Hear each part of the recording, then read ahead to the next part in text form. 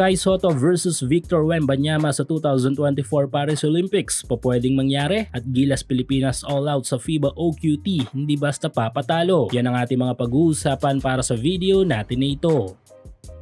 Mahigit 4 na buwan na lamang ay magaganap na ang isa sa pinaka-inihintay na biggest sports event sa mundo. Ito nga yung 2024 Olympics. Syempre bilang basketball fan ay yung mga basketball tournament ang malimit nating abangan sa event na ito, kung saan ay magbabanggaan ang mga pinakamagagaling na kupunan sa FIBA ngayong taon. At ang naging live draw kaninang madaling araw ay nalaman na kung saan mga grupo ang bawat kupunan na magkukumpit sa Olympics. Kasama sa presentation ng draw na ito ay walang iba kundi ang isa sa mga ambassador ng FIBA World na si Carmelo Anthony. Tulad ng inaasahan ay maraming na surprise sa resulta ng draw. Lahat ng kupunan ay madi-divide into 3 groups. Ito nga ay sa Group A, B, and C. Since 4 na team pa ang kulang upang mabuo ang team lineups ay manggagaling sa mga mananalo sa mga OQT games. 2 ang kailangan sa Group A na manggagaling sa Greece at Spain OQT. Sa Group B naman ay isa mula sa Latvia OQT at isa sa Group C mula naman sa Puerto Rico OQT. Ito ang mga naging resulta ng mga draw. Group A, pasok ang national team ng Australia at Canada. Sa Group B naman ay pasok ang national team ng France, Germany at Japan. Habang sa Group C, napunta naman ang Team USA, Serbia at South Sudan. Pero syempre mas pag-uusapan natin dito ang grupo kung saan ay pwede tayong mapunta kapag sunwerte. Ito nga yung Group B. Yes, sa mananalo sa mga OQT games sa Latvia ay ang kupunang pasok sa Group B. Mahirap man at talagang butas ng karayo mga ating papasukin ay kailangan nating manatiling positibo. Sa gusto mo bang kumita habang naglalaro? Dito lang yan sa pinaka-legit na betting site sa mundo na 1xBet. I-click lang ang link sa ating pinned comment at mag-register. Ilagay lang ang promo code na PLAYW1X para makakuha kayo ng up to 6,000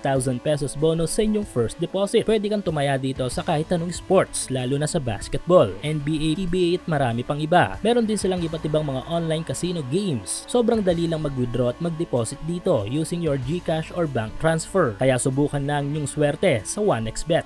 Sa mga bagay-bagay. Well, kung sakaling makalusot tayo sa kupunan ng Georgia at sa host team na Latvia ay may magiging exciting na matchup tayong kakaabangan. Ito nga yung paghaharap ng ating pambato na si Kai Sotto at ang alien player sa NBA ngayon na si Victor Wembanyama. Ito ang inaabangang mangyari ng libo-libo mga Filipino basketball fans. Kabilang kasi ang France national team sa Group B kung saan ay nangakong lalaro si Wemby para sa kanyang bansa. Hindi nakalaro ang San Antonio Young Rising Stars sa nakarang World Cup dahil nga kailangan itong maghanda sa kanyang pagpasok sa NBA. Pero this time ay all out na si Wembanyama para sa France. At kung papalarin ay ito ang matchup na ating tututukan.